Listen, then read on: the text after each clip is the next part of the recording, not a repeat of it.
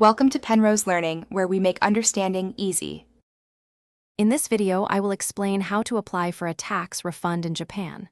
First, determine your eligibility.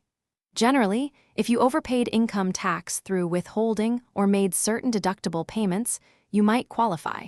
This process ensures you receive back any excess tax paid, helping you manage your finances effectively. We'll guide you through each step to make it straightforward and clear. Next, gather all essential documents. You'll need your withholding slip, known as Gensen Choshuhayo, from your employer. Also, collect receipts for any deductible expenses, such as medical costs or insurance premiums. Ensure you have your My Number card or notification card, as this is crucial for identification and processing your refund application. Now, it's time to complete and file your tax return. You can prepare your return using the National Tax Agency's online system or by filling out paper forms. Carefully enter all your income and deduction details. The standard filing period is usually from February 16th to March 15th.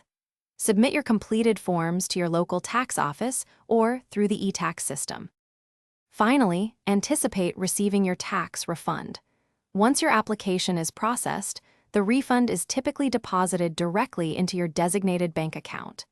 This usually takes about 1 to 2 months after you've successfully filed your return.